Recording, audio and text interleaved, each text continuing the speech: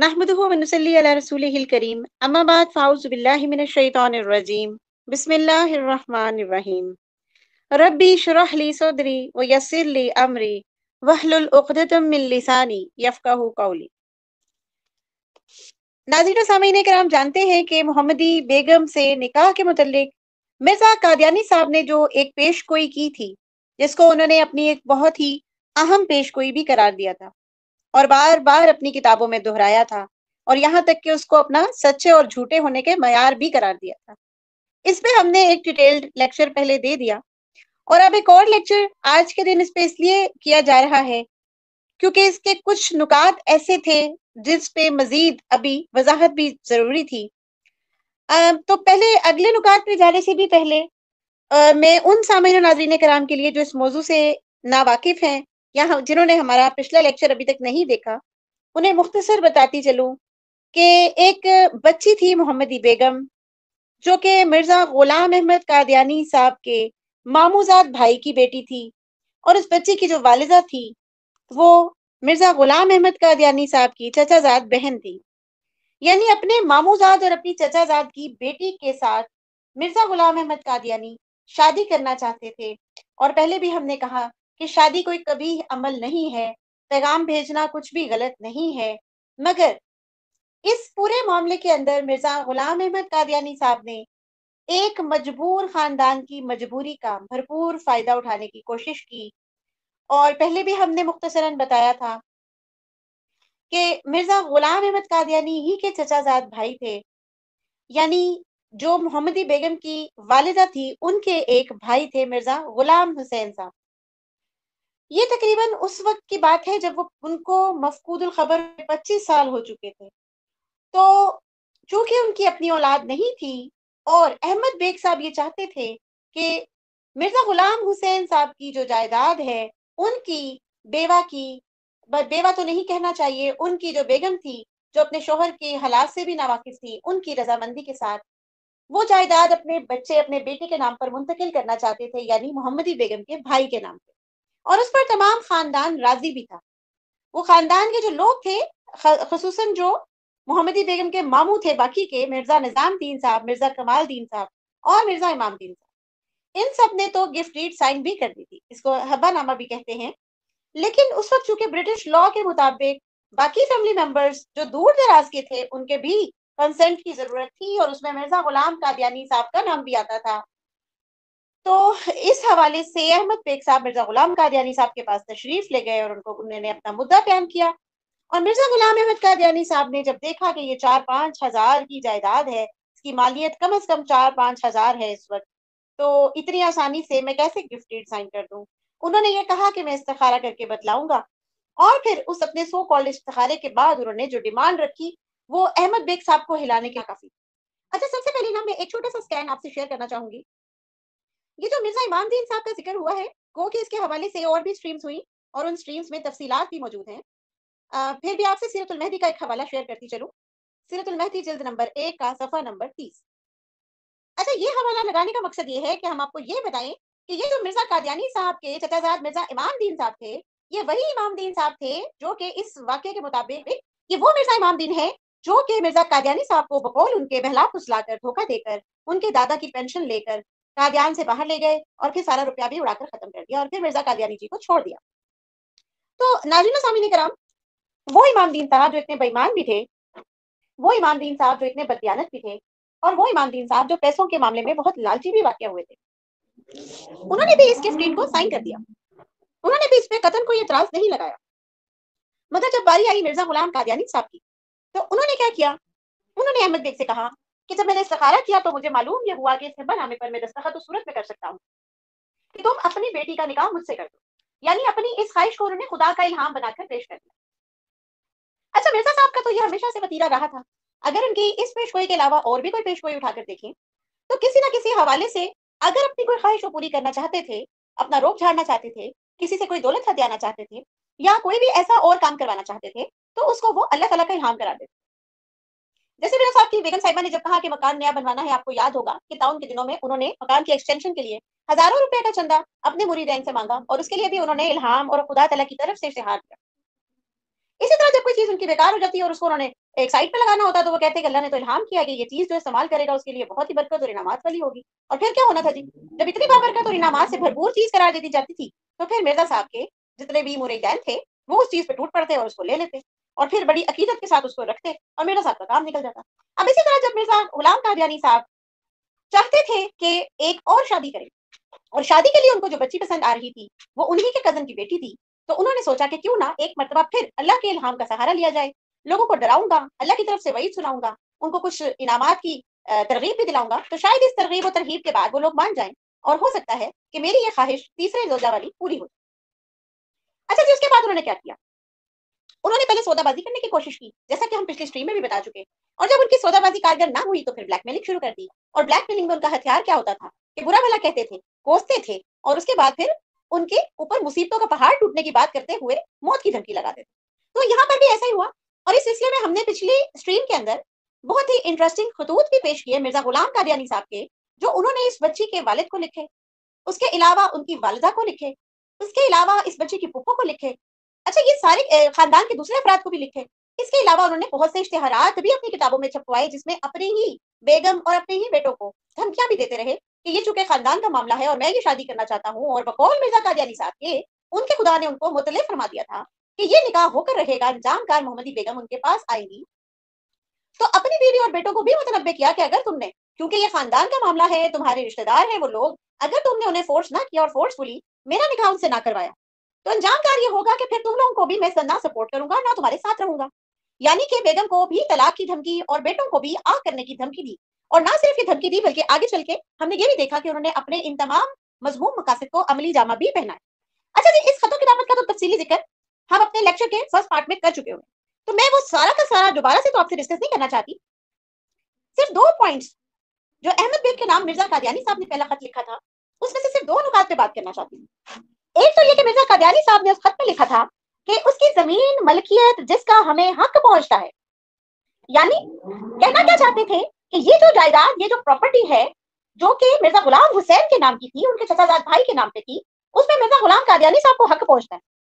पहला तो ये नुक्ता नोट कर लीजिए, नोट फरमा लीजिए, क्योंकि आगे चल के मैं आपके सामने एक रेफरेंस रखूंगी जिससे आपको ये मालूम हो जाएगा बखूबी कि ये मिर्जा कादियानी साहब का एक उनकी चाल थी, उनका एक तरीका वारदात था, और ये बात हरगिज हरगिज जरूरत नहीं थी कि उनको उस जमीन का कोई भी हक पहुंचता था। अच्छा जी, तो दूसरी बात ये थी कि इस हिब्बा पर यानी इस गिफ्ट डीड पर दस्तखत करने के लिए उनको जो ख्याल आया था बड़ा ही इंटरनेशनल किस्म का, वो ये था कि वो इसके लिए इस्तिखारा करें। अच्छा, इस्तिखारा जो है वो शरई कामों में तो होता है, अब ये तो एक ऐसा काम था जो कि मिर्जा कादियानी साहब भी जानते थे कि अगर वो बहन भाई आपस में राजी है और इस प्रॉपर्टी को अगर उनकी बहन, उनकी चचीजाद बहन अपने ही भतीजे के नाम पे ट्रांसफर करना चाहती है, वो एग्रीड अपॉन है, सब के सब उनका कंसेंसस है, तो मिर्जा गुलाम अहमद कादियानी साहब को पता था कि इसमें कोई दो नंबरी नहीं है, इसमें कुछ नाजायज नहीं है, सिर्फ और सिर्फ मेरे सिग्नेचर उस पर इसलिए चाहिए क्योंकि ब्रिटिश गवर्नमेंट का लॉ ये कह रहा था। तो अगर ये शरई काम था ही नहीं, अगर ये कानूनी नुक्ता था और कानूनी नुक्ते में कुछ लकूनास भी नहीं थे, तो फिर मिर्जा गुलाम कादियानी साहब ने ये जो इस्तिखारे का पॉइंट बीच में रखा था, ये दरअसल उन्होंने एक शरई नुक्ता उठाकर कहां पे जोड़ दिया, एक दुनियावी काम के साथ जिसका के इस्तिखारे से कोई लेना देना नहीं। अच्छा, अब हम ये देख लेते हैं कि ये जो उन्होंने पॉइंट इसमें लेटर में लिखा कि इस जायदाद पे मेरा हक पहुंचता था, क्या ये वाकई दुरुस्त है? इसके लिए एक रेफरेंस आज हम लेकर आए हैं फिका अहमदिया से, यानी मिर्जा गुलाम कादियानी साहब की जमात का अपना फिका क्या कहता है जायदाद के हवाले से कि हक किसको पहुंचता है, क्या मिर्जा साहब को कोई शरई हक पहुंचता था या नहीं। अच्छा, इसमें उन्होंने, ये है जी फिका अहमदिया की जल्द नंबर 2 सफा नंबर 122, ये हवाला मैं आपसे शेयर कर देती हूँ। ये देखिए जी, फिका अहमदिया, इसमें सारी की सारी फिका उन्होंने बयान की है, इसके अंदर निकाह, तलाक, खुला और विरासत की तमाम अहकाम बयान हुए हैं, और ये इसके हिस्सा नंबर 2 का सफा नंबर 122। अच्छा जी, अब यहाँ पे उन्होंने असबात की दर्जा बंदी की है, यानी ये बताया है कि जब भी अगर विरासत के हिसाब से रिश्तेदारों के अंदर जायदाद की तकसीम होगी तो कराबत के हिसाब से मुतवफी से जो बंदा जिसकी डेथ हुई है उससे सबसे ज्यादा नजदीक कौन लोग, तो उस हिसाब से उन्होंने कैटेगराइजेशन बता दी। जो दूर के लोग होंगे, जो रिश्तेदार दूर के होंगे वो दूर के असबात होंगे, और जो करीब के होंगे वो ज्यादा हक रखते हैं, ये उन्होंने कैटेगराइजेशन जो दी है। अच्छा, इसके अंदर नंबर अलिफ में आ रहा है उस शख्स की जो फौत हो गया हो, या जिस तरह हमारे केस में मफकूदुल खबर है और 25 साल से ज्यादा अरसा हो गया है, तो उसकी अपनी नस्ल यानी उसका बेटा, उसका पोता, उसका पड़पोता हो गया। अच्छा जी, उसके बाद बे पे यानी सेकंड कैटेगरी क्या आती है, उस शख्स के जो कि गायब था यानी गुलाम हुसैन के बाप, दादा और परदादा। जीम, उस शख्स के अपने भाई, भाई का बेटा, भाई का पोता। ठीक है जी।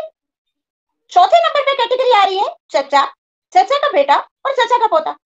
तो अगर हम उनकी कराबतदारों की कुर्बत से देखें तो ये तो मिर्जा कादियानी साहब जो हैं वो तो यहाँ कहीं भी फिट नहीं हो रहे। और अगर नीचे ही लिखा है कि अगर इन चार इकसाम में अगर किस्म अव्वल के असबात मौजूद हो तो फिर बाकी लोगों को वारिस ठहराया ही नहीं जा सकता।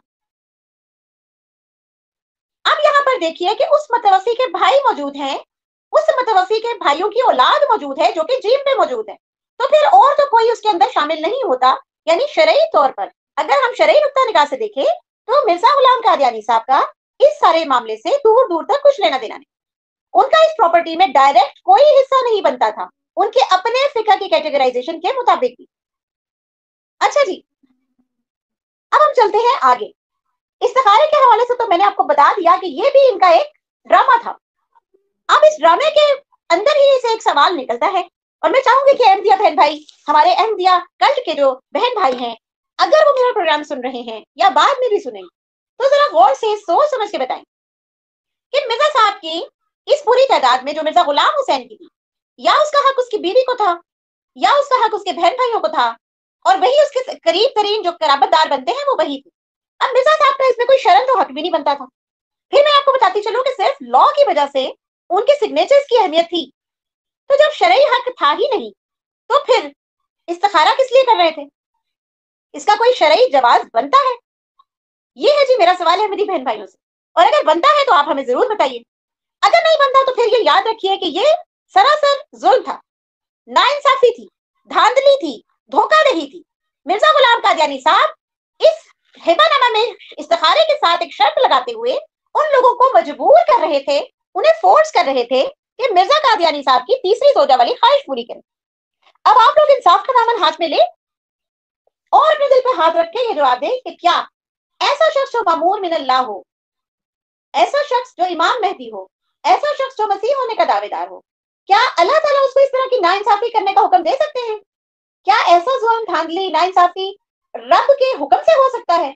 और अगर ऐसा नहीं हो सकता तो फिर मिर्जा कादियानी साहब का खुदा यकीनन कोई और होगा जो उनको उनसे ऐसा करवा रहा था, जो उनसे ऐसे इस्तिखारे करवा रहा था और फिर उन इस्तिखारों में ऐसी डिमांड्स रखवा रहा था। अच्छा, पिछली दफा भी मैंने आपको एक हवाला बताया था सिराज मुनीर का, अभी मैं उसको नहीं यहाँ पर लगा भी नहीं रही। मिर्जा कादियानी साहब की अपने बुक में मौजूद है कि जो शख्स खुद से ऐसे कोई इल्हाम करता है तो उसकी हैसियत क्या है। वो कहता है कि ऐसे मुर्शिद को और ऐसे मुरीदों को कुत्तों से भी बदतर और निहायत नापाक जिंदगी वाला ख्याल करते हैं। अब ये बात मैंने पिछले लेक्चर में भी कह दी थी, मजीद तफसील में मैं नहीं जाऊंगी। अच्छा जी, फिर मिर्जा साहब ने जब खतूत की भरमार शुरू की, अहमद बेग जो कि मोहम्मदी बेगम के वालिद थे उनको खत लिखा, और एक नहीं लिखा कई लिखे, और पहले उसने बड़ी तारीफी कलमात भी लिखे, वो भी उनको आपको पिछले मरतबा बता चुके हैं। फिर उसके बाद मिर्जा अली शेर बेग को खत लिखा जो कि अहमद बेग के साला साहब थे, बहनोई थे। फिर उसके बाद उन्होंने मोहम्मदी बेगम की वालदा को खत लिखा। फिर उसके बाद उन्होंने अपनी जो बहू थी इज्जत बीबी, उनके जरिए भी एक खत लिखवाया। उस खत का गालिबन मैंने पिछली मरतबा हवाला नहीं दिया था। बहरहाल मिर्जा अली शेर की बेगम को भी, इज्जत बीबी को भी मिर्जा कादियानी ने खुद खत लिखा, और फिर अपनी बहू को भी मजबूर किया कि उसने अपनी वालदा को खत लिखकर उनसे अपील की कि मुझे, मेरी जो जिंदगी है यहाँ पर बड़ी रुसवाई वाली होगी, मुझे बड़ी मुसीबतों से गुजरना पड़ेगा, तो तलाक भी हो जाएगी, तो अगर आप मेरे मामू को समझा सकते हैं तो समझा लीजिए ताकि मिर्जा कादियानी साहब का निकाह मोहम्मदी बेगम से हो जाए। वरना फिर आखिरी जुमला मुझे सबसे मजे का लगा था उनके खत में कि वरना फिर जल्दी से मुझे इस जगह से ले जाओ, फिर मेरा इस जगह पर ठहरना मुनासिब नहीं। अच्छा, ये सारे के सारे मामलात में, इन खतूत में अगर हम गौर करें तो कर कोई रहा और भर कोई रहा है। निकाह की बिशारत तो बकौल मिर्जा कादियानी साहब के उनको उनके खुदा ने दी थी, और फिर उसके बारे में इश्तिहारबाजी सारी मिर्जा साहब ने की थी। रिश्ता देने से इनकार मोहम्मदी बेगम के वालिदैन ने किया था, लेकिन परेशानी किसको उठानी पड़ी? फजल अहमद साहब को। घर किसका उजड़ा? इज्जत बीबी साहिबा का, जो कि मिर्जा गुलाम कादियानी की पहली जो बेगम थी, उनकी बहू थी, यानी मिर्जा कादियानी की भी बहू थी। हालांकि ना फजल अहमद का और ना ही इज्जत बीबी का कोई कसूर था।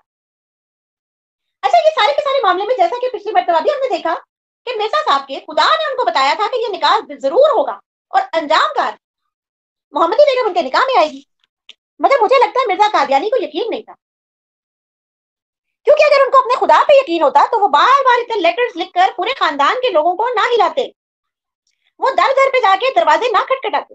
लेकिन इन सबके बावजूद भी क्या हुआ, मोहम्मदी बेगम का निकाह मिर्जा साहब से नहीं हुआ। अच्छा, सीरतुल मेहदी की जिल्द नंबर 1 पे ही एक और हवाला मौजूद है, सफा नंबर 193। वहां पे मिर्जा बशीर अहमद एम खुद लिखता है कि मोहम्मदी बेगम के निकाह का अक़दा ज्यादातर उस शख्स के हाथ में था, इसलिए हजरत साहब ने उससे कुछ इनाम का वादा कर लिया। अब ये जो इनाम का वादा किया था, इस पर पिछली मरतबा भी हमने बात की कि रिश्वत लगाने की भी कोशिश की मिर्जा साहब ने। हवाला दोबारा से इसलिए नहीं लगा रही कि ऑलरेडी लगा हुआ है, डिस्कशन भी हुई है। सिर्फ इतना बतलाना चाह रही हूँ कि मिर्जा कादियानी साहब ने जबानी, तहरीरी लालच देकर, रिश्वतों की ऑफर करके, डरा धमका के हर तरह से कोशिश की कि किसी भी तरह से ये निकाह हो जाए। अच्छा, एक और हमने हवाला पिछली मरतबा भी पेश किया था, जिस हवाले में उन्होंने अपने बेटों के मुतल्लिक इश्तिहारबाजी की थी और ये कहा था कि मैं उनको उनकी नाफरमानी की वजह से आग कर रहा हूं। अच्छा, नाफरमानी जो है ये मेरा ख्याल है मिर्जा साहब ने जब लिखा है अपनी इस बुक में, तो वो भूल गए होंगे कि अपने बेटे के मुतल्लिक वो ये भी फरमाते थे कि वो मेरा सबसे ज्यादा फरमाबरदार, मगर आग कर रहे हैं नाफरमानी को बेस बना के, और नाफरमानी भी कैसी, जो उनके हाथ में भी नहीं थी। यानी अहमद बेग अपनी बेटी का निकाह करना ही नहीं चाहता मिर्जा साहब से, लेकिन मिर्जा साहब अपने बेटों को, अपनी बेगम को फोर्स कर रहे हैं कि जो करो चाहे से करो, इनकी किसी ना किसी तरह उसका मेरे से निकाह करवा दो, और अगर निकाह नहीं होता तो तलाक दे दो अपनी बेगम को, और अगर निकाह नहीं होता तो मैं तुम लोगों को लावारिस छोड़ दूंगा, आग कर दूंगा। अच्छा, इताअत जो है, अगर मिर्जा कादियानी की इताअत करते भी वो बेटे, तो वो किसी जायज काम में करना बनती थी ना, नाजायज तो फिर भी नहीं बनती थी। ये तो खुद हमें अल्लाह ताला ने, अल्लाह ताला के नबी ने बता दिया है। एक हदीस मुबारका है मसनद अहमद की हदीस नंबर 1041, ला ताअत लिल मखलूक फी मासियतिल खालिक, यानी अगर खालिक की मासियत हो रही है, अगर खालिक की नाफरमानी हो रही है या खालिक के हुक्म के खिलाफ कुछ हो रहा है, तो फिर ऐसी किसी भी मखलूक की इताअत नहीं की जाएगी। तो मिर्जा कादियानी साहब क्या कर रहे थे, वो किसी की बहन, किसी की बेटी की इज्जत को पामाल कर रहे, उसके इश्तिहार लगा रहे, उसके वालिदैन को उसका निकाह ना करने पे डरा धमका रहे। ये सब के सब क्या शरई काम थे, जायज काम थे, और क्या ऐसे कामों में इताअत करना बनती भी थी। अच्छा, इसके अलावा आगे चले अगर, तो फिर जब वो बच्ची की शादी भी हो जाती है, निकाह भी हो जाता है, तो फिर एक ऐसी बच्ची जो उनके लिए नामहरम है और अब किसी और के निकाह में भी है, उस बच्ची के हवाले से फिर भी इश्तिहारबाजी जारी रखी। तो क्या ये कोई जायज काम था, और क्या ऐसे किसी काम में उनके बेटों की इताअत करना बनती थी मिर्जा कादियानी साहब की? यानी मिर्जा साहब सरासर धोखा दे रहे, ना इस मामले का दीन से कोई ताल्लुक था और ना ही यहाँ पे कोई जायज काम था जिसकी इताअत करना उनकी औलाद के लिए जरूरी थी। अच्छा जी, इसके अलावा जो इन्होंने मिर्जा कादियानी साहब ने अपने बेटों को आग किया, सिर्फ एक हदीस मुबारका में यहाँ पर आपके सामने लगाऊंगी। आग करने के हवाले से हमारे पास हुक्म मौजूद है हदीस मुबारका में, और बहुत ही इंटरेस्टिंग बात है कि मिर्जा कादियानी साहब एक गैर शरई अमर में गैर शरई चीज को बहाना बना के अपने बच्चों को आग कर रहे हैं, जबकि आग करने वाले के मुतल्लिक नबी करीम सल्लल्लाहु अलैहि वसल्लम का फरमान देख लीजिए, किस कदर वईद है यहाँ पे। हजरत अनस रज़ियल्लाहु अन्हु से रिवायत है, फरमाते हैं कि रसूल अकरम सल्लल्लाहु अलैहि वसल्लम ने इरशाद फरमाया, जिस शख्स ने किसी वारिस को मीरास से महरूम कर दिया तो अल्लाह ताला उसको जन्नत में विरासत से या हिस्से से महरूम कर देंगे। अब आप खुद गौर फरमाइए, कितनी अहम वईद है यहाँ पर कि अगर कोई शख्स ये चाहता है कि उसको जन्नत में हिस्सा मिले तो वो अपनी औलाद को विरासत से महरूम हरगिज़ ना करे। अब मिर्जा कादियानी साहब कोई आम हस्ती नहीं थे, अपने आप को इमाम मेहदी कहते थे, अपने आप को हकम अदल कहते थे, तो हकम साहब जो है वो खुद से वो स्टेप ले रहे हैं जिससे कि वो जन्नत से महरूम होने वाले हैं। अच्छा, सारी पेशन गोई का आखिर में अंजाम क्या हुआ ये तो आपको पता है। जितने भी उन्होंने मिन्नतें की, तरले की, ड्रावे दिए, धमकाया, तरगीबें दी, वो सारा कुछ धरे का धरा रह गया। और 7 अप्रैल 1892 को मोहम्मदी बेगम का निकाह सुल्तान बेग से हो गया। अच्छा, पेशन गोई के भी अज्जा थे 4-5-6, कुछ बुक्स में, एक बुक में 5 अज्जा दिए, एक में 6 अज्जा दिए, और 1 बाय 1 हमने उनको डिस्कस भी किया था। उसमें उन्होंने एक जगह पर लिखा कि अगर इस लड़की का निकाह मिर्जा साहब से ना हुआ तो उसका अंजाम बुरा होगा और उस पर बहुत से मसाइब और आलाम नाजिल हों। और फिर उसके बाद बताया कि अगर निकाह किसी और से हुआ तो 2.5 साल के अरसे में वो शख्स यानी अहमद बेग का दामाद मोहम्मदी बेगम का शोहर फौत हो जाएगा, 3 साल में बाप फौत हो जाएगा और फिर उनके घरों में बहुत ही तंगी होगी, तफरका होगा और अंजाम कार वो लड़की मिर्जा साहब के निकाह में आई। अब हमने कुछ इस पे डिस्कशन लास्ट लेक्चर में की थी। इसका पहला जो बता रहे हैं कि मोहम्मदी बेगम बहुत सी मुसीबतों में मुब्तला हो। अच्छा, होना क्या चाहिए था फिर कि मोहम्मदी बेगम की औलाद भी उन्हें तंग करती, उनका शोहर भी उनको तंग करता, उन पर दुनियावी माल और दौलत भी तंग हो जाता, बहुत सी मुसीबतें उन पर नाजिल होती, उनकी उम्र भी कम हो जाती। लेकिन हुआ क्या, इसके बिल्कुल उलट हुआ। उनको माल और दौलत की भी कोई कमी नहीं थी। उनके जो शोहर थे सुल्तान बेग साहब, वो फौज में भर्ती थे और जब वो रिटायर भी हो गए तो एक अच्छी खासी माकूल रकम पेंशन के नाम पे उनको मिलती। अच्छा, सेहत वाली जिंदगी गुजारी मोहम्मदी बेगम ने भी खुद और तकरीबन 90 साल की उम्र में फौत हुई और उनके ढेर सारी माशाल्लाह नस्ल थी, नस्लें कसीर थी और बेटे भी थे, बेटियां भी थी, पोते भी थे, पोतियां भी थी, नवासे भी थे, नवासियां भी थी। कोई कमी अल्लाह ताला ने उनको दुनियावी लिहाज से नहीं दी। लेकिन अब हम एक चीज अज्यूम करते, मैथमेटिकल एक्सप्रेशंस में हम हमेशा अजम्पशन रखते हैं कि अगर ऐसा होता तो क्या होता, या अगर हम अज्यूम कर लें कि ऐसा हो गया, तो अगर इस पॉइंट पे हम बात करें कि मोहम्मदी बेगम का निकाह किसी दूसरे से होने की सूरत में तो मसाइब और अलाम आने थे, लेकिन अगर मोहम्मदी बेगम का निकाह बेफर्ज मुहाल मिर्जा साहब से होता तो क्या होता? एक बूढ़े शोहर से वो उनकी शादी होती, 52 साल की उम्र होती, बीमारियों में मजबूआ होते। फिर उसके अलावा जो और पॉइंट्स है वो मैं अब अपनी जुबान से तो बयान करने से कासिर हूँ, लेकिन आप लोग समझदार हैं माशाल्लाह। फिर उसके बाद उनमें सौकन भी होती, कुछ अर्सा ही गुजरता तो बेचारी बेवा भी हो जाती क्योंकि शोहर फौत हो जाते। और फिर जब 90 साल की उम्र तक मजीद 58 साल वो गुजारती, वो बेवगी में गुजारती, दर दर की ठोकरें खाती। लेकिन सुल्तान बेग से शादी होने पर उनको क्या मिला? एक खूबसूरत, एक जवान शख्स से उनकी शादी हुई और नबी पाक सल्लल्लाहु अलैहि वसल्लम ने से भी ये साबित है कि उन्होंने कहा कि अगर मुमकिन हो सके तो नौजवान औरत से शादी करो ताकि तुम भी खुश रहो, वो भी खुश रहे। अच्छा जी, फिर वो जो उनका शौहर था वो उनके साथ एक अरसे तक उसने अपनी जिंदगी गुजारी, ना उनको कभी माली परेशानी का सामना करना पड़ा बल्कि इंतहाई आसूदा हालात थे। और फिर उनकी औलाद भी फर्माबरदार थी और औलाद भी माशाल्लाह उनकी बहुत ज्यादा थी, यानी एक आधा बच्चा नहीं था और खुदा ना खास्ता मिर्जा कादियानी साहब की तरह उनके बच्चों की वफात भी नहीं। तो अगर देखा जाए तो आसूदगी और खुशहाली ही रही। मोहम्मदी बेगम तो मसाइब और अलाम में शिकार हुई नहीं। हाँ, बता अगर मिर्जा साहब से शादी कर लेती तो जरूर हो। अच्छा, दूसरा हिस्सा जो था ना, मिर्जा कादियानी ने जो लिखा था कि उनके वालिद की यानी मोहम्मदी बेगम के सॉरी शोहर की 2.5 साल की उम्र में वो हो जाएगी, डेथ हो जाएगी। इस पे ना उन्होंने बड़ी मजे मजे की तावीलात भी की, बड़ी जबरदस्त किस्म की बातें भी। आप लोग जानते हैं 1892 में निकाह हो गया, 7 अप्रैल 1892। और सुल्तान बेग साहब जिन्होंने 3 साल में मरना था मोहम्मदी बेगम से निकाह होने की सूरत में, निकाह के दिन से वो 1948 में जाकर फौत होते, यानी अप्रोक्सीमेटली 57 ईयर्स उन्होंने सेहत वाली जिंदगी गुजारी मोहम्मदी बेगम से निकाह होने के बाद। अब ये लोग जो है जमाते अहमदिया के कल्ट के जो लोग हैं वो कहते हैं कि सुल्तान अहमद ने तौबा कर ली और इस तौबा की वजह से क्या हुआ था, वो तौबा की क्यों थी भला? तौबा इसलिए की थी कि उनके ससुर की तो मौत हो गई। ससुर की मौत निकाह के 6 माह के बाद हो, अहमद बेग की निकाह के 6 माह के बाद डेथ हो गई। अच्छा, वो एक बूढ़ा शख्स था, डेथ होना एक नेचुरल चीज है, लेकिन बहरहाल इस पे बड़ा ढिंढोरा भी पीटा मिर्जा गुलाम साहब ने और उनकी पूरी की पूरी जमात ने भी कि देखा पेश गोई की एक जुज पूरी हो गई। आगे चल के मैं आपको बताऊंगी कि इसमें धोखा क्या दिया जा रहा है। अच्छा, वो ये तावील करते हैं और मिर्जा कादियानी साहब लिखते हैं कि इस डेथ की वजह से दामाद साहब परेशान हो गए, इतना डिप्रेस हो गए, डर गए कि उन्होंने आखिरकार तौबा कर ली और इस वजह से उनकी मौत टल गई थी। अच्छा चलें, फिर मैं वही बात करूंगी कि जिन मैथमेटिकल एक्सप्रेशंस में हम फिर से अज्यूम कर लेते हैं कि वो वाकई तौबा कर बैठे थे, खौफजदा हो गए थे, गो कि वो एक आर्मी के पर्सनल थे और खौफजदा होना जो है ये उनकी बेसिक उसके जो तालीम देते हैं आर्मी में उसी के खिलाफ था, उनकी ट्रेनिंग के खिलाफ था। ट्रेनिंग का प्रिंसिपल ही यही है कि उनके साथ लोग धड़ाधड़ शहीद हो रहे होते हैं, गोलियां लग रही हैं, तोपों के गोले चल रहे हैं, मगर वो खौफजदा हुए बगैर पेशकदमी करते। बहरहाल अगर हम मान भी लें कि ठीक है जी वो शख्स वाकई दिली दिल में तौबा कर बैठा, तो फिर कुछ और प्रॉब्लम्स फेस करना पड़ रहे हैं मिर्जा साहब को। अब वो प्रॉब्लम्स क्या है, वन बाय वन मैं स्कैन भी लगाती जाती हूँ और आपसे डिस्कस भी करती जाती हूँ। अच्छा जी, हमने अज्यूम कर लिया कि मोहम्मदी बेगम के जो शौहर थे सुल्तान बेग साहब वो डर गए।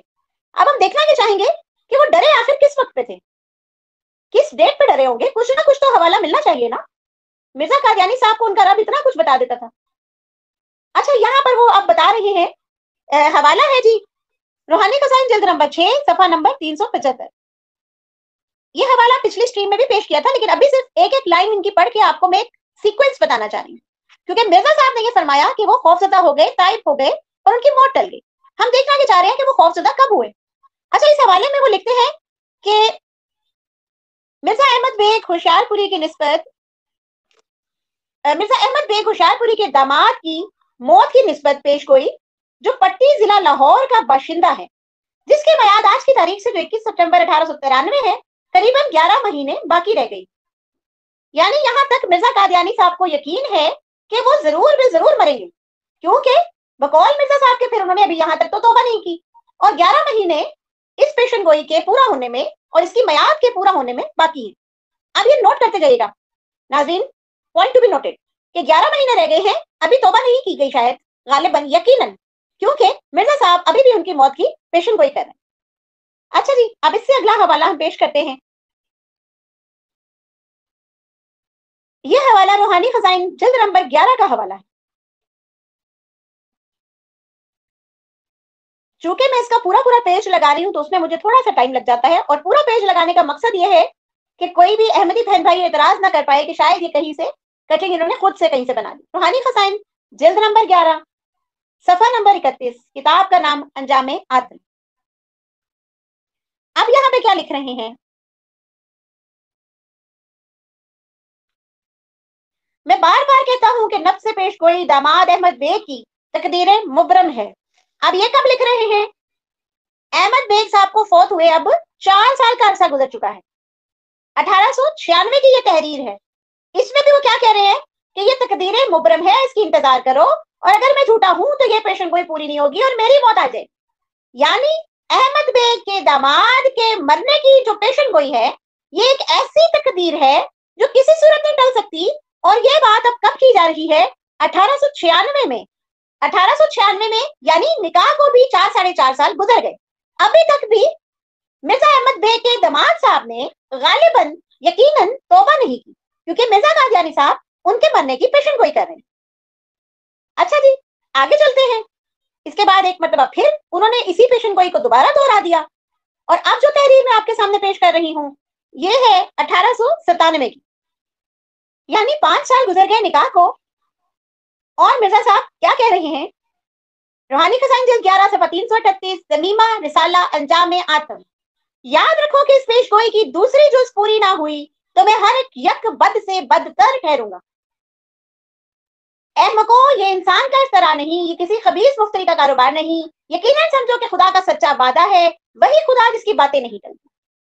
ठीक है जी, अब ये 1897 की तहरीर है, यानी निकाह को 5 साल गुजर गए, अभी भी मिर्जा अहमद बेग के दामाद साहब ने तौबा नहीं की। उनके ससुर को फौत हुए 5-5.5 साल हो गए, मगर अभी तक वो खौफजदा नहीं हुए, अभी तक वो नहीं डरे। अब जरा और आगे चलते हैं। अब एक और हवाला आपके सामने पेश कर रही हूं, जिससे हम इसी पेशन गोई के तीसरे जुज की पोल खोलेंगे। रूहानी खजाइन जिल्द नंबर 5 सफा 573। यहाँ पे ये किताब का नाम है आईना कमालात इस्लाम, और यहाँ पे वो क्या कह रहे हैं मिर्जा कादियानी साहब, मैं आपको दिखाती हूँ जहां से ये शुरू हो रहा है। ये पूरी तहरीर चल रही है अरबी में, और इसका उर्दू तर्जुमा मैंने पिछली स्ट्रीम में मुकम्मल तरीके से आपके सामने पेश किया था। अब मैं इसमें से सिर्फ एक जुमला आपके सामने पढ़ूंगी। अल्लाह ताला ने मुझे खबर दी है कि अगर तुम इस लड़की का निकाह कहीं और करोगे तो उसमें बरकत नहीं होगी। मैं तुम्हारी खैर खाही के लिए तुम्हें बता रहा हूँ कि फ़इल्लम, ये अब ये देखिए, ये पूरी लाइन यहाँ मौजूद है। फ़इल्लम तज़िक जर फयसुब अलैक मसाइब व आखिरुल मसाइब मौतिका, कि अगर तुम उससे मुतनब्बे ना हुए तो तुम पे बहुत सी मुसीबतें आएंगी, जिसमें से आखिरी मुसीबत तुम्हारी मौत होगी। अब नाज़रीन सामीन कराम, इस नुक्ते को जरा ज़हन नशीन कर लीजिए। आखिरी मुसीबत कौन सी होगी, मिर्जा अहमद बेग की मौत। किसको पुकारा जा रहा है, मिर्जा अहमद बेग को, और उसको मुतनब्बे किया जा रहा है, बार बार बताया जा रहा है खैर खाही की खातिर कि अगर तुम अपने इरादे से बाज ना आए तो फिर तुम्हें मुसीबतें पहुंचेंगी, जिनमें से आखिरी मुसीबत ये होगी कि तुम्हारी मौत हो जाएगी। अच्छा, इससे क्या पता चल रहा है, अगर थोड़ी देर के लिए आप जरा रिलेट करें सब चीजों को, जो दामाद की फौतगी की डेट थी या उसकी जो मियाद थी वो 2.5 साल का अरसा, अगर दामाद वाकई उस 2.5 साल के अरसे में इन बिटवीन कहीं फौत हो जाता तो क्या ये एक मुसीबत ना होती मिर्जा अहमद बेग के लिए? उसकी बच्ची भरी जवानी में बेवा हो जाती तो क्या ये एक मुसीबत ना होती मिर्जा अहमद बेग के लिए? पूरे खानदान वाले उसको लान तान करते कि तुम मिर्जा कादियानी से ही ब्याह देते, देखो ये बात पूरी हो गई। क्या ये बात मसाइब में ना शामिल होती अहमद बेग के लिए? पूरी दुनिया में उसकी रुसवाई होती कि देखा इसने एक ममूर मिन अल्लाह के सामने खड़े होने की जरूरत की थी और देखिए इसका अल्लाह ने हशर क्या किया। क्या ये मुसीबत ना होती उसके लिए? और आखिरी मुसीबत फिर ये होना थी कि उसकी मौत आ जाए, लेकिन हुआ इसके बरक्स, मौत आ गई उनको। बाकी सारे मसाइब उन्होंने देखे ही नहीं, जबकि यहाँ मसाइब का लफ्ज था, वो सारे मसाइब पता नहीं कहाँ चले गए, बस आखिरी वाली मुसीबत आ गई। और वो भी देखा जाए तो अगर कोई शख्स बहुत सी तकालीफ में मुब्तला हो, कोई जिस्मानी तकलीफ हो, कोई रूहानी तकलीफ हो, और ऐसा शख्स शदीद तकलीफ के आलम में जब फौत हो जाता है तो खानदान के लोग क्या कहते हैं कि चलो शुक्र है अल्लाह ताला ने उसके लिए आसानी कर। वो मुसीबत तो नहीं कहते कि अल्लाह ताला ने उसको मुसीबत दे दी, ये तो कोई मुसीबत ही नहीं है, वो तो तमाम रंजो अलम से आजाद हो गए। अच्छा, बात ये है, अगर हम एक और हवाले को इसके साथ रख के पढ़े तो ज्यादा मजा आएगा। मैं पहले अगला हवाला लगा देती हूँ।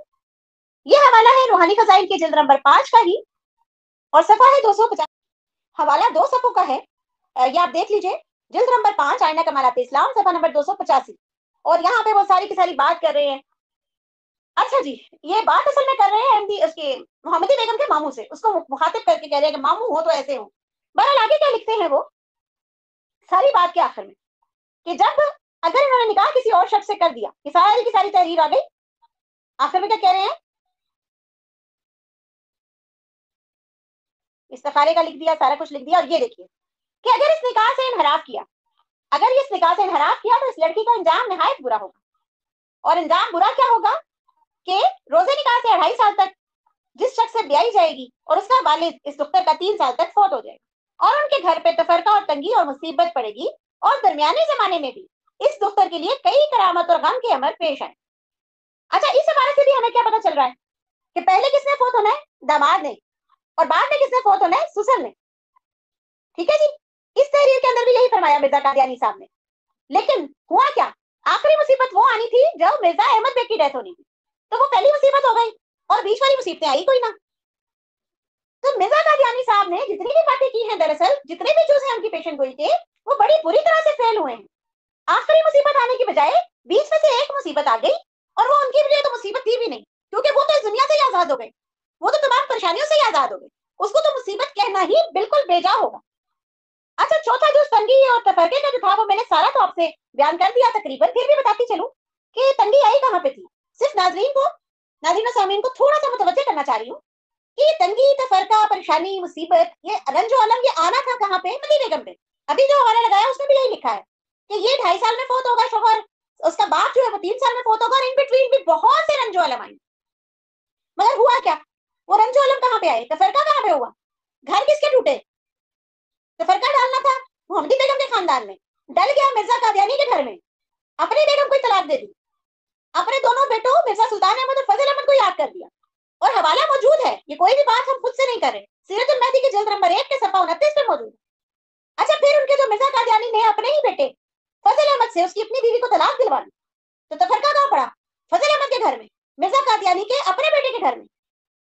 अच्छा, फिर उसने अपने बेटे फजल अहमद का जनाजा नहीं पढ़ा, परेशानी कहाँ बनी, मिर्जा कादियानी के घर में, उसका बेटा उससे पहले फौत हो गया। लेकिन क्या हुआ, अहमद बेग या सुल्तान बेग या मोहम्मदी बेगम, उनके घर में सारा वक्त खुशहाली रही। तो ये चौथी जुज भी मिर्जा कादियानी की वही की झूठी हो गई। और फिर 5वीं जुज की तो बात ही क्या करें कि अंजाम कार मोहम्मदी बेगम मेरे निकाह में आएगी, ये ऐसी 5वीं जुज। तो अगर वो निकाह में आनी थी तो आई क्यों नहीं। एक हवाला और लगाती हूँ जहां पे मिर्जा कादियानी साहब ने बड़ा जोर देकर कहा हुआ है, ला तब्दील लिकलिमतिल्लाह करामातुस सादिकीन। ठीक है जी, ये है मिर्जा कादियानी साहब की रूहानी खजाइन की जिल्द नंबर 7 के अंदर। अरेबिक बुक है तो ये इसका उर्दू तर्जमा है। अरेबिक बुक के अगर पेज देखना चाहें तो 162 है, और यहाँ पे जो तर्जमे की किताब है उसके अंदर 273 पेज है। अब यहाँ पे वो बता रहे हैं, मैंने अपने रब को बड़ी तजर्रो और इब्तिहाल से पुकारा, बस रब ने मुझे इल्हाम फरमाया, मैं जरूर उन्हें उनके नफूस में निशान दिखाऊंगा। और फिर खबर क्या दी उनकी अहमद बेग की बेटी के बारे में कि उनकी एक बेटी को निशान बनाऊंगा, और फरमाया कि उसे बेवा कर दिया जाएगा। ये निशान है अल्लाह का कि वो बच्ची बेवा हो जाएगी और उसका खामंद और उसका वालिद उसके निकाह के दिन से 3 साल में मर जाएंगे, और फिर इन दोनों की मौत के बाद हम उसे तेरी तरफ लौटाएंगे और खुदा के कलेमात में कोई तब्दीली नहीं। यकीनन तेरा रब जो चाहता है करता है।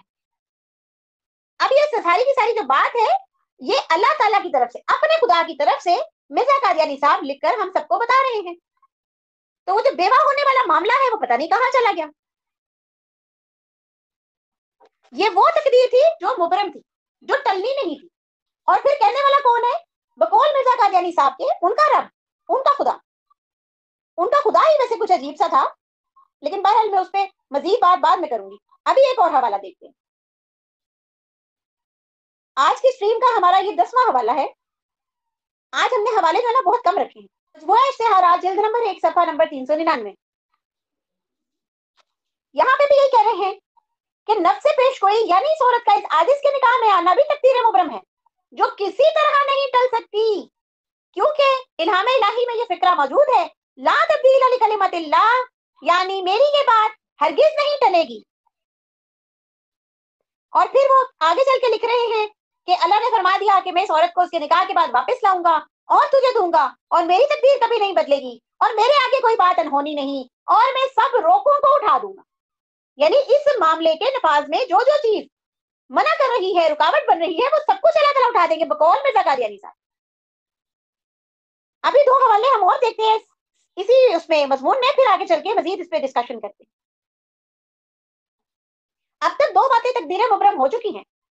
एक मोहम्मदी बेगम का हर सूरत मिर्जा कादियानी के निकाह आना, और एक मिर्जा अहमद बेग के दामाद सुल्तान बेग का फौत होना। ये दोनों की दोनों तकदीर मुबरम है। हम नहीं कहते, मिर्जा कादियानी जी कहते। अब ये मिर्जा कादियानी साहब का एक हवाला है, जिल्द नंबर 11 का सफा नंबर 223, अरबी में है। अब ये देखिए, ये जो उन्होंने बड़ा हाईलाइट किया हुआ ना, बल अमरु कायमु अला हालिही वला यरदुहु अहदु बिइख्तियालिही वल कदरु कदरु मुबरम मिन इंदिर रब्बिल अजीम व सयाती वक्तुहु बिफज़लिल्लाहिल करीम। और उसके बाद फिर नीचे लिखते हैं व इन्नी अजलु हाज़िल नबिया मयार। अब ये मयार किसका बना रहे हैं? सिद्क व किस्बी, उनकी सच्चाई या झूठ का मयार बना रहे हैं इस खबर को, इस पेशन को। मतलब क्या बना रहे सारे का कि मैं तुमसे ये नहीं कहता कि ये काम हो गया, ये काम अभी बाकी है। और जैसे वो ऊपर लिख रहे हैं कि कोई भी हीला जो है वो इसको रद्द नहीं करेगा, किसी भी तरीके से ये चीज रुक नहीं सकती, ये तकदीर मुबरम है उनके रब की तरफ से, और ये पूरी होगी जब उसका वक्त आएगा। और फिर आखिर में लिख देते हैं कि इस खबर को मैं मयार बनाता हूं अपने सच्चे होने का और झूठे होने का, और जो मैंने कह दिया है, आगे लिख रहे हैं कि जो मैंने कह दिया है ये अल्लाह से पाक कर कहा। ठीक है जी, सच्चाई और झूठ का मयार है ये। इससे भी आगे चलते हैं, 1901 का एक हवाला है, अखबार का स्कैन आपके सामने लगा रही हूं। अखबार भी वो जो मिर्जा कादियानी साहब का अपना, अल हकम, 10 अगस्त 1901। ये वही हवाला है जिसमें से मैंने पिछली मर्तबा अदालत में एक लेटर पेश किया था।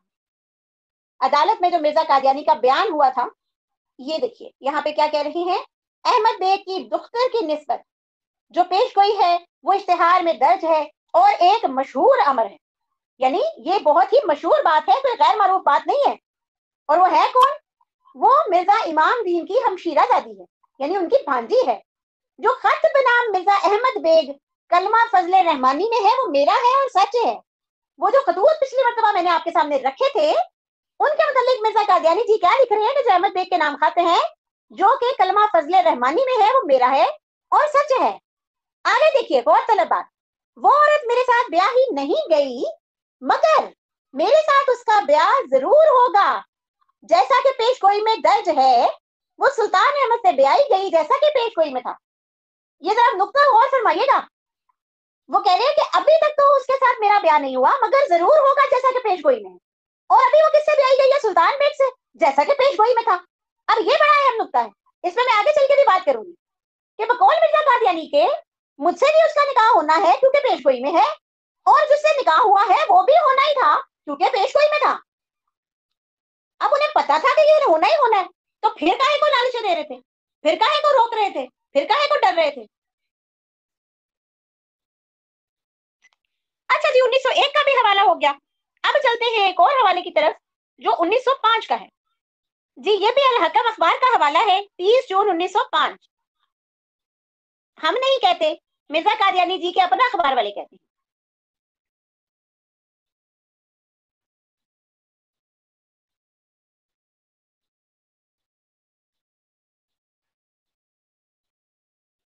जी यहाँ पे भी जरा अल्फाज पे गौर करें, यहाँ पे वो क्या कह कर रहे हैं इस पेश गोई पे, लोगों के एतराजात का हवाला देते हुए बता रहे हैं कि लोग कुछ एतराज करते हैं और उस एतराज का फिर आगे जवाब दे रहे हैं। एतराज में सिलसिला मुसम्मात मोहम्मदी के दूसरा शख्स निकाह करके ले गया और वो दूसरी जगह पे आई गई। अल जवाब, अब आगे जवाब देखिए वो क्या दे रहे हैं। वही इलाही में ये नहीं था कि दूसरी जगह ब्याई नहीं जाएगी, ये था कि जरूर है कि अव्वल दूसरी जगह ब्याई जाए। तो ये पेशगोई का हिस्सा था कि दूसरी जगह ब्याई जाएगी और ब्याने से पूरा भी हुआ। और ये जो इल्हाम के अल्फाज हैं इल्हाम इलाही के, सयक्फी का हुमुल्लाह व युरद्दुहा इलैका, यानी खुदा तेरे मुखालफों का मुकाबला करेगा और दूसरी जगह जो ब्याई जाएगी खुदा फिर उसको तेरी तरफ लाएगा, लौटा कर लाएगा। युरद्दुहा का लफ्ज है कि उसको तेरी तरफ लौटाएगा कौन? खुदा। यानी ये तो तय था, हर सूरत तय था कि मोहम्मदी बेगम का निकाह किसी दूसरी जगह होगा। मगर जब पता चला कि ईद के बाद निकाह है तो जान पर बन गई। कभी उसकी माँ को, कभी बाप को, कभी पुप्पी को, कभी किसी को, कभी अपनी बहू को, कभी अपने बेटों को, कभी अपनी बीवी को, हर शख्स को ऐसे तंग कर छोड़ा कि किसी तरह निकाह रुकवा लो, कोशिश करो, बहन को ताकीद की जा रही है, भाई से लड़ पड़ो। इमाम मेहदी साहब है, हकम अदल साहब है और हुक्म क्या दे रहे हैं, लड़ाई कर लो, लड़ भड़ के किसी तरह निकाह रुकवा दो। भाई आप तो लिख रहे हैं निकाह होना ही होना था, ये तो हिस्सा था दूसरे शख्स से निकाह होना, तो फिर क्यों रुकवा रहे थे, फिर क्यों लड़ाइयां फसाद डलवा रहे थे? फसाद करने वाले शख्स को तो अल्लाह ताला पसंद ही नहीं फरमाते। अच्छा जी, अब एक और बात, एक और हवाला 1907 का। हमने 1901 का भी अखबार देख लिया, 1905 का भी देख लिया। 1907 में क्या लिखते हैं, और ये अमर के इल्हाम में ये भी था कि इस औरत का निकाह आसमान पे मेरे साथ पढ़ाया गया है, ये दुरुस्त है। जिल्द नंबर 22 में लिखा है, सफा 570 पे। अच्छा, अब ये अगर निकाह आसमान पे पढ़ा दिया गया था, ये कौन कह रहा है? ये अमर भी इल्हाम में था कि इस औरत का निकाह आसमान पे मेरे साथ पढ़ा दिया गया और ये दुरुस्त है। ये भी हकीकतुल वही में मिर्जा साहब ने लिखा।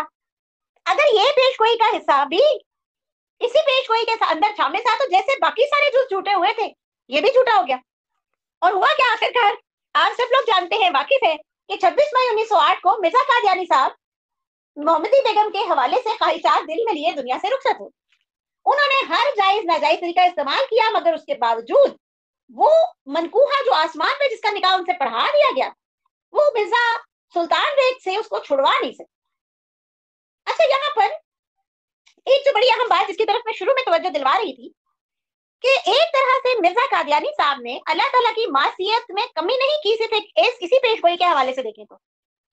जिस तरह मैंने आपको पहले बताया कि मोहम्मदी बेगम का जब तक निकाह नहीं हुआ था तब तक तो पैगाम भेजने का हक था ही, और उन्होंने भेजा भी। उस पैगाम के ऊपर फिर उन्होंने उसके वालिदैन को, उसके घर वालों को, उसके भाई को इवन ब्लैकमेल करने की कोशिश की। मैंने जो हकीम नूरुद्दीन वाला खत पिछली मरतबा आपके सामने रखा था, जिसमें वाज़ेह तौर पे बताया गया था कि उसके भाई को नौकरी का लालच दिया गया और फिर बताया गया कि अगर वो किसी सूरत ना माने तो फिर आखिर में उनके लिए परेशानी भी बनेगी। तो ये बात मोहम्मदी बेगम के निकाह से पहले वो करते रहे, ठीक है जी, गो कि वो भी अच्छी बात नहीं थी, दुरुस्त बात नहीं थी, मगर चल गया। मगर अब जब मोहम्मदी बेगम का निकाह किसी और शख्स से हो गया और फिर भी मिर्जा कादियानी साहब ने मुसलसल इस चीज को मौजू बनाए रखा, बल्कि उनके यहाँ रिवाज ये पड़ गया था कि जहां चार बंदे इकट्ठे होते मोहम्मदी बेगम का किस्सा चढ़ जाता और फिर वहां पे मिर्जा कादियानी साहब डेंगे मारने लग जाते। अब ये फिर दोबारा अहमदी बहन भाइयों से मेरा सवाल है कि क्या इखलाक के हिसाब से, शरीयत के हिसाब से, किसी असूल के तहत मिर्जा साहब किसी दूसरे की मनहूहा के बारे में इश्तिहार शाया करने का हक रखते थे? जब मिर्जा कादियानी को मालूम हो चुका था कि मोहम्मदी बेगम का निकाह सुल्तान बेग से हो चुका है, तो फिर वो कैसे ये बार बार लिखते रहे कि वो मेरी मनकूहा है? क्या निकाह पे निकाह हुआ था? अच्छा, बड़ी वाज़ेह अहकामात है कुरान के सिलसिले में। आपको पता है कि सूरह निसा में जहां पे हुर्मत का बयान है, तो वहां अल्लाह ताला बताते ही सबसे पहले यही बात है, वल मुहसनातु मिनन निसाई, कि जो मनकूहा औरतें हैं, जो औरतें किसी के निकाह में आ गई हैं, वो तुम पे हराम है। बल्कि आपके इल्म में है और कुरान पाक का ये हुक्म है। मैं आयत कुरानी भी सामने लगा देती हूँ। हम सब जानते हैं कि अल्लाह ताला ने एक बेवा के निकाह के लिए जल्दी करने को कहा है, लेकिन उसके लिए भी अगर किसी ने निकाह का पैगाम भेजना है तो कुरान ने उसका एक तरीकेकार बता दिया। औज़ु बिल्लाहि मिनश शैतानिर रजीम, बिस्मिल्लाहिर रहमानिर रहीम। सूरह बकरा आयत 235 का ये एक हिस्सा मैं पढ़ूंगी। वला ताज़िमू उक़दतन निकाही हत्ता यबलुगल किताबु अजलहु। इसका तर्जुमा क्या है? और ये तर्जुमा जो है ये तफसीर सगीर से लिया गया है। और जब तक इद्दत का हुक्म अपनी मियाद को ना पहुंच जाए उस वक्त तक तुम निकाह बांधने का इरादा भी ना करो। ताज़िमू का मतलब होता है अज़म करना, इरादा करना, यानी निकाह का कसद भी नहीं करना जब तक कि उस औरत का इद्दत का पीरियड ना पूरा हो। बेवा हो गई या निकाह से उसका निकाह खत्म हो गया, तलाक याफ्ता हो गई, हर दो सूरत में इद्दत का एक शरई हुक्म है, इद्दत की एक मियाद मुकर्रर है और उस मियाद में भी आप किसी बेवा से निकाह का इरादा भी नहीं कर सकते। खुदा ये कि अभी बेवगी आई ही नहीं, अभी तलाक का नामो निशान ही नहीं, अभी इद्दत शुरू होने का दूर दूर तक निशान नहीं, और उसके बावजूद मिर्जा कादियानी साहब ऐलान पे ऐलान करते जाए। अब इससे भी आगे चलते। अब ये सिलसिला कोई एक दो दिन की बात नहीं थी, ये 2-4 महीने तक नहीं चला। ये जो इश्तिहार छापते रहे मिर्जा साहब, गैर इस्लामी, गैर शरई, बल्कि इस्लाम के तमाम अहकामात की खुला खुला खिलाफ वर्जी। बल्कि मैं तो कहूंगी कि सिर्फ इस्लाम के अहकामात ही नहीं है, एक जो आजकल बहुत ज्यादा शोर डाला जाता है, इंसानी हकूक की बात की जाती है, इंसानी हकूक की भी खिलाफ वर्जी हो रही थी यहाँ पे। और उसके बावजूद मिर्जा साहब क्या कर रहे थे? वो इश्तिहार छपवाते चले जा रहे थे। और वो इश्तिहार कहाँ लग रहे थे? चौराहों पे, मुख्तलिफ इलाकों में, दीवारों पे। और उन इश्तिहारात में वो क्या कर रहे थे? एक पाकीज़ा औरत, एक मनकूहा, एक मोहसिना की बार बार खुद से निकाह के मुतल्लिक पेशन गोइयां कर रहे थे, जो कि किसी तौर भी दुरुस्त नहीं। ये हवाला जरा मैं एक मरतबा फिर आपके सामने जरा थोड़ा सा इसको जूम करके लगा देती हूँ। और ये अमर के इल्हाम में ये भी था कि इस औरत का निकाह आसमान पर मेरे साथ पढ़ाया गया है, ये दुरुस्त है। ठीक है जी। अब निकाह तो मिर्जा साहब से पढ़ाया गया आसमान पे, और 20 साल तक बेचारे दुनिया में कोशिश करते रहे कि कहीं ये निकाह जमीन पे भी हो जाए मेरे साथ, हो नहीं पाया। सॉरी टू से कि मिर्जा साहब आपकी तमाम कोशिशें रायगा गई। अच्छा, एक और छोटी सी बात जो अभी सारी इस डिस्कशन के दौरान हम बार बार जिक्र कर रहे थे कि मिर्जा कादियानी साहब ने अपनी बेगम हुर्मत बीबी को भी तलाक दे दी, उनके बेटों को भी नाफरमान करार दे दिया। हुर्मत बीबी को छोड़ने की जो बेसिक रीजन मिर्जा कादियानी साहब बतलाते हैं वो ये है कि वो बेदीन औरत थी। पिछला खत भी आपने देखा जहां पे वो धमकी दी गई थी, वो इश्तिहार भी आपने देखा, उसके अंदर बार बार ये जिक्र हो रहा था कि वो खातून दीन पे नहीं चलती थी, वो बेदीन थी, वो वक्त के इमाम को नहीं मानती थी। लेकिन सबसे अहम बात अब मैं आपको यहाँ एक और हवाला लगा के बता दूं कि ऐसी खातून जो ईमानदार भी नहीं है, बेदीन है, गलत है, उसके मुतालिक मिर्जा कादियानी साहब ने अपने अल्लाह की तरफ से एक इल्हाम भी पेश किया। अभी मैंने एक हवाला आपके सामने पढ़ा था, जिल्द नंबर 11 का सफा 338, वही पेज में दोबारा लगाती हूँ। उस पेज पे बड़ी इंटरेस्टिंग चीज है। ये अभी देखे ना, हमने इस पेज पे की दूसरी जुज का जिक्र पढ़ा था। अच्छा, अब ये आ जाए, यहाँ क्या कहते हैं इब्राहिम अहमदिया भी, मैं भी उस वक्त से 17 बरस पहले इस पेशन गोई की तरफ इशारा है जो इस वक्त मुझ पे खोला गया। और आप वो जो इल्हाम जिक्र कर रहे हैं, इल्हाम देखिए, या आदम अस्कन अंत वज़ौजिकल जन्ना, या मरियम अस्कन अंत वज़ौजिकल जन्ना, या अहमद अस्कन अंत वज़ौजिकल जन्ना। इस जगह तीन जगह ज़ौज का लफ्ज आया है और 3 नाम इस हादिस के रखे गए हैं। असल में ये 3 अदद निकाहों के हवाले से उस बेचारे ने इल्हाम किया था जो पूरा नहीं हुआ। बाद में 3 नाम रखे गए और 3 जगह ज़ौज का लफ्ज आया। पहला नाम आदम, ये वो इब्तिदाई नाम है जबकि अल्लाह ने अपने हाथ से इस आजिज को रूहानी वजूद बख्शा। इस वक्त में जिस ज़ौजा का जिक्र है वो कौन सी है जी? पहली ज़ौजा, पॉइंट टू बी नोटेड, पहली ज़ौजा। या आदम अस्कन अंत वज़ौजिकल जन्ना, ए आदम रहो तुम और तुम्हारी बीवी जन्नत में। यार वो बेदीन बीवी, वो ऐसी बीवी जो अल्लाह के मामूर किए हुए इमाम को नहीं मानती, जो उनके बकौल सही इस्लाम को नहीं मानती, जो हकम अदल को नहीं मानती, जो हकम अदल की बात ही नहीं मानती, नाफरमान औरत है, खुदा की नाफरमान है, उसको अल्लाह ताला ने कैसे बशारत दे दी जन्नत की? अब यहाँ पे फिर अहमदी बहन भाइयों से एक सवाल, अगर हुर्मत बीबी साहिबा मिर्जा साहब को ना मान के जन्नत में जा सकती है, तो आप लोग बेचारे क्यों मिर्जा साहब को माने हुए हैं? अब आप उन्हें माने या ना माने, आप भी जन्नत में जा सकते हैं, क्योंकि अगर वो जन्नत में रह सकती हैं, अगर उनको अल्लाह जन्नत की बशारत दे सकते हैं, तो फिर आप भी जन्नत की बशारत के मुस्तहिक हो सकते हैं। तो काइंडली मिर्जा साहब को मानना छोड़ दे, ये टेंशन भी लेना छोड़ दे।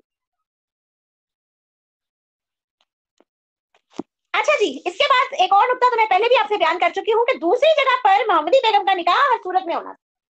ये जो पेशन गोई थी, मिर्जा साहब ने कहा मेरा सिद्क और किज़ब जानने के लिए है, और अपने ही मयार के मुताबिक आखिरकार मिर्जा साहब दज्जाल साबित हो गए। जल्दी जल्दी वो हवाले मुख्तसरन बतलाती चलूं, स्ट्रीम लंबी होती चली जा रही है। जिल्द 11 का सफा 223 हमने पढ़ा था, उस पर उन्होंने कहा मैं बार बार कहता हूँ कि नफ्स पेश गोई दामाद अहमद बे की तकदीर मुबरम है, उसकी इंतजार करो, और अगर मैं झूठा हूं तो ये पेश गोई पूरी नहीं होगी और मेरी मौत आ जाएगी। ठीक है जी, पहला रेफरेंस। दूसरा रेफरेंस जिल्द 11 सफा 31 अंजाम आठम।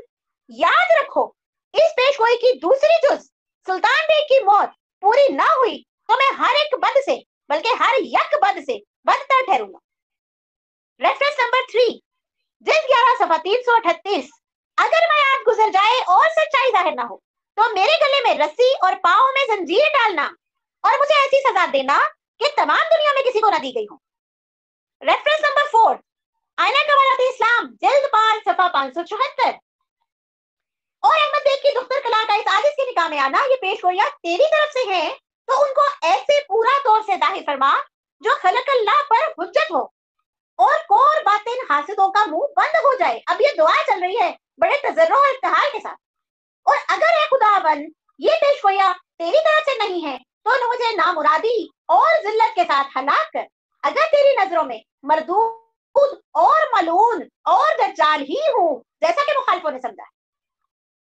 तो आप खुद देख लीजिए, मिर्जा साहब 2 दिहाइयों तक तरसते रहे, तड़पते रहे कि उनकी पेशेंट कोई किसी तरह से पूरी साबित हो, सच्ची हो जाए और उनका सच साबित हो जाए, क्योंकि ये मयार था उनके सिद्को के इसका।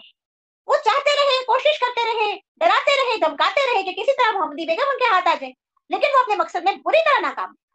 तमाम तदबीरें जो उन्होंने की, मैंने पिछले मर्तबा भी कहा कि वो मकरू व मकर अल्लाह वल्लाहु खैरुल माकिरीन, अपनी तदबीरें करते रहे और अल्लाह ताला अपनी तदबीर करते रहे। मिर्जे का खुदा अपनी तदबीर करता रहा और हमारे खुदा ने अपनी तदबीर इख्तियार की और सारी की सारी तदबीरें जो मिर्जा कादियानी साहब की थी वो उल्टी कर दी।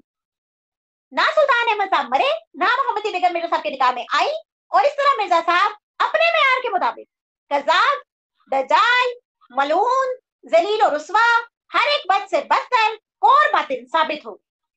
अच्छा, अब अगर हम जमात अहमदिया को समझाने की कोशिश करते हैं तो नहायत अफसोस से बताती चलूं कि कोशिश करते हैं वो लोग कि आगे से इसकी कोई तावील करने की कोशिश करें, किसी भी तरह से, किसी भी तरीके से इस पूरी की पूरी पेशेंट गोई को मिर्जा कादियानी साहब के बचाए हुए मानों से भी हटा लें, लेकिन किसी तरह मिर्जा साहब को सच्चा साबित करने की कोशिश करें।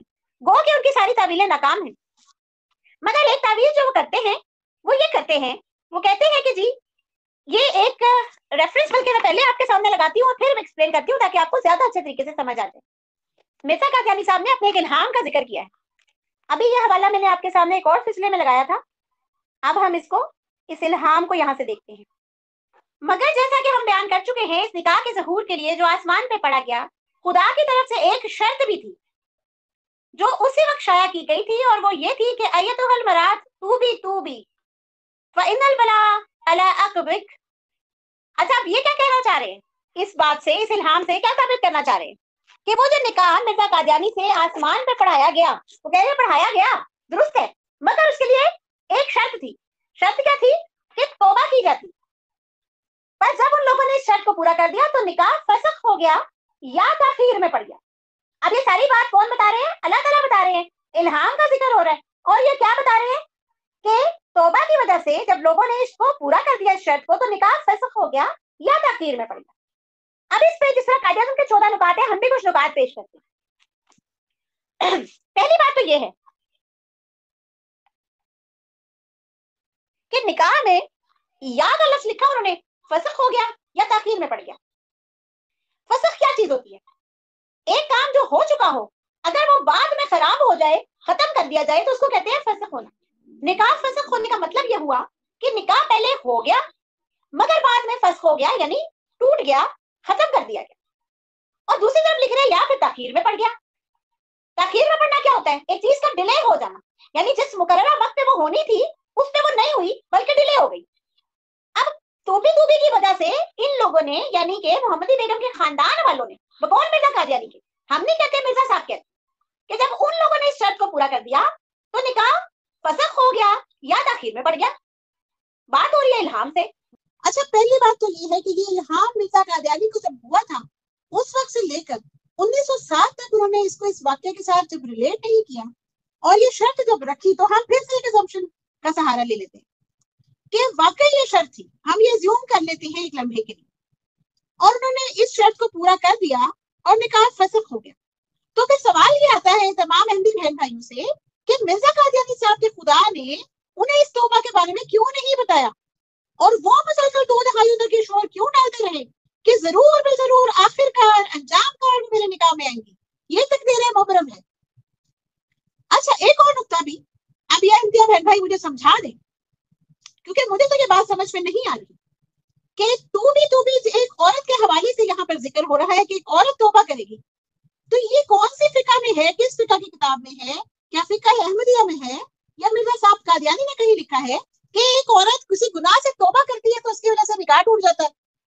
क्या निकाह के टूटने की शराइत में ऐसी कोई शर्त मौजूद है? अच्छा, फिर एक और नुकता, ये मिर्जा कादियानी साहब किसके हवाले से लिख रहे हैं तू भी? क्या मोहम्मदी बेगम ने तौबा करनी थी? वो तो एक मासूम सी बच्ची थी उस वक्त, उनका क्या कसूर है इस सारे मामले में? अगर तौबा करनी थी तो करनी चाहिए थी हुर्मत बीबी के शौहर साहब को, जिन्होंने अपनी बीवी को बिला वजह और बगैर किसी गुनाह के एक मुबशरा बिल जन्नह को तलाक दे दी। या फिर तौबा करनी चाहिए थी मिर्जा सुल्तान अहमद और फजल अहमद के वालिद साहब को, जिन्होंने खिलाफ शरीयत जाके अपने बेटों को आग कर दिया विरासत से। या फिर तौबा करते वो मसीह मऊद साहब, जिन्होंने किसी दूसरे इंसान की मनकूहा के साथ अपने निकाह के इश्तिहार बार बार शाया की। या फिर तौबा करते मिर्जा अहमद बेग साहब, जिन्होंने मिर्जा कादियानी के खुदा के तमाम इल्हामात और तमाम इरादों और तमाम तदबीर को उलट के रख दिया। तो या फिर आखिर में तौबा करें मिर्जा कादियानी साहब का खुदा, जिसने उनसे ये वादा किया कि तेरा निकाह होगा, जिन्होंने उसको इल्हाम करके बताया कि अंजाम कार वो तेरे निकाह में आएगी, लेकिन फिर अपना वादा पूरा ही नहीं किया।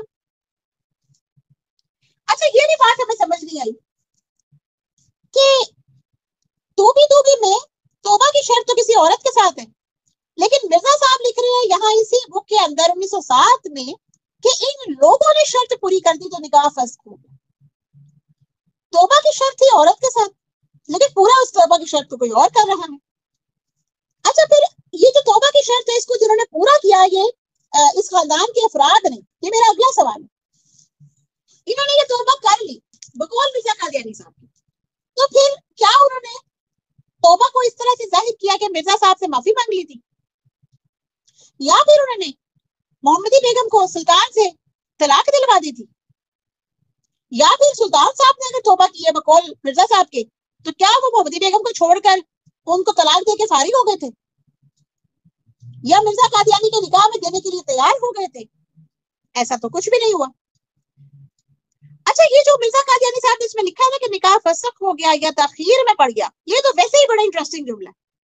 अब हमें सोचना ये पड़ेगा कि ये सिर्फ मिर्जा कादियानी साहब भी कंफ्यूज थे या उनका खुदा साहब भी कंफ्यूज थे, जिन्होंने बतला दिया ये वाला इल्हाम, और इसका तर्जुमा जो निकल रहा है वो दिस वे और दैट वे है, या निकाह फसख हो रहा है या निकाह ताखीर में पड़ रहा है। जबकि मैंने आपको बताया कि फसख होना और ताखीर होना बिल्कुल दो मुतजाद चीजें हैं। फसख का मतलब यह है कि निकाह पहले हो चुका था और अब खत्म कर दिया गया, और ताखीर का मतलब है कि निकाह तो अभी तक हुआ ही नहीं है, बल्कि जो डेट थी उसकी, उससे वो मुकर्ररा डेट से भी आगे मुलतवी हो गया। तो पहले तो सच का और झूठ का फैसला करें कि इन दोनों में से आखिर हुआ क्या है। अच्छा, उसके बाद ये जो अब्दुल रहमान साहब खातिब है, जिन्होंने पॉकेट बुक लिखी है, वो लिखते हैं कि यहाँ पर अय्यतुल मीरात का मुखातिब कौन है? वो मोहम्मदी बेगम की नानी साहिबा, और उन्होंने तौबा कर ली थी क्योंकि वही असल में निकाह में रुकावट थी, इसलिए निकाह फसख हो गया या फिर ताखीर में पड़ गया। अच्छा, बात ये है, मोहम्मदी बेगम की नानी साहिबा ने अगर तौबा की थी तो मिर्जा साहब ने कहीं ना कहीं तो अपनी किताब में लिखा होगा। अगर नहीं लिखा तो फिर सवाल फिर मेरे अहमदी बहन भाइयों से यही है मेरा कि फिर मिर्जा कादियानी साहब को जब पता था कि असल फसाद की जड़ तो नानी साहिबा है, तो मिर्जा कादियानी साहब ने उसके वालिद को खत लिखा, उसकी वालिदा को खत लिखा, उसकी पुप्पो को खत लिखा, उसके भाई को पैगाम पहुंचाया, उसके मामू को पैगाम पहुंचाया, नानी साहिबा को खत क्यों नहीं लिखा? है कोई तहरीर नानी साहिबा के नाम, या है कोई तहरीर नानी साहिबा की जिससे पता चलता है कि ये वाकई उस नानी साहिबा का जिक्र है? अच्छा, ऑन ए लाइटर नोट, अगर ये सारे के सारे जो 8-10 नुकात हमने पेश किए हैं, इन सबको भी हम साइड पे रखते हैं, तो ये जो चले हम ये कह लेते हैं कि कुरान से या सुन्नत से या अल्लाह ताला की सुन्नत से हमें पता चलता है कि जब कोई शख्स तौबा करता है, क्योंकि यहाँ तू भी का लफ्ज है ना, जब भी कोई शख्स तौबा करता है तो उससे क्या फायदा होता है? या तो उस शख्स से कोई अजाब टल जाता है, उसकी कोई मुसीबतें दूर हो जाती हैं, उसके सर से कोई रंज अलम के बादल छट जाते हैं। तो अगर ये तौबा मोहम्मदी बेगम ने की थी, तो फिर बकौल मिर्जा साहब के निकाह कौन सा फसक हुआ जो आसमानी निकाह था या तखीर में पड़ गया? इसका क्या मतलब हुआ कि मिर्जा साहब से मोहम्मदी बेगम का निकाह होना दरअसल एक मुसीबत थी, एक अजाब था, रंजो अलम का एक सिलसिला था जो मोहम्मदी बेगम से टल गया। अहमदी बहन भाई क्या कहते हैं इस सिलसिले में? ये तूबी की शर्त से मुसीबत दूर होना थी ना, यहाँ पर लफ्ज में तो यही लिखा हुआ है। तो ये मुसीबत कौन सी दूर हुई फिर मोहम्मदी बेगम से कि मिर्जा कादियानी साहब से उनका निकाह टल गया? तो इसका मतलब ये हुआ कि असल में मिर्जा साहब के साथ मोहम्मदी बेगम का निकाह होना ही उनके लिए एक अजाब था, और जब उन लोगों ने तौबा की तो इस अजाब से वो बच गए, और इस अजाब से बचने के साथ मोहम्मदी बेगम सुल्तान बेग साहब के साथ एक खुशो खुरम जिंदगी गुजारने लगी। और अगर मिर्जा कादियानी साहब के साथ उनका वाकई निकाह हो जाता तो वो इस अजाब में मुब्तला हो जाती। तो ये था जी आज की हमारी वो तमाम नुकात जो हमने मोहम्मदी बेगम के हवाले से मिर्जा साहब की कुतुब में से छाने थे मुख्तलिफ हवाला जात, और उसमें से कुछ अहम नुकात जिनकी के मजीद तसरीह की जरूरत थी, जो तशना तलब थे, उनकी वजाहत। और आखिर में तमाम अहमदी बहन भाइयों से सिर्फ एक रिक्वेस्ट करूंगी कि खुदारा अपनी नफ्स के लिए, अपनी औलादों के लिए, अपनी आखिरत और आकिबत के लिए गौर फरमाइए। अहमदी कल्ट की किताबों को गौर से देखिए और उनको अनबायस्ड होकर, बिल्कुल कोई किसी किस्म का तासुब ज़हन में ना रखे, मिर्जा कादियानी साहब की अकीदत की पट्टी उतार दे और उसमें मौजूद रेफरेंसेस को गौर से देखें। सिर्फ उसमें से एक ही तरह का मतलब और मफहूम मत निकालें, क्योंकि इसमें आपका भी और आपकी तमाम नस्ल का भी बहुत सही नुकसान होने वाला है। अल्लाह ताला हम सबको तौफीक दे कि हम सही इस्लाम पे चल सके, सही इस्लाम की तरफ राग़िब रहें और मरते दम तक हम इस्लाम पर कारबंद रहें। वमा अलैना इल्लल बलागुल मुबीन। अस्सलामु अलैकुम व रहमतुल्लाहि व बरकातुहू।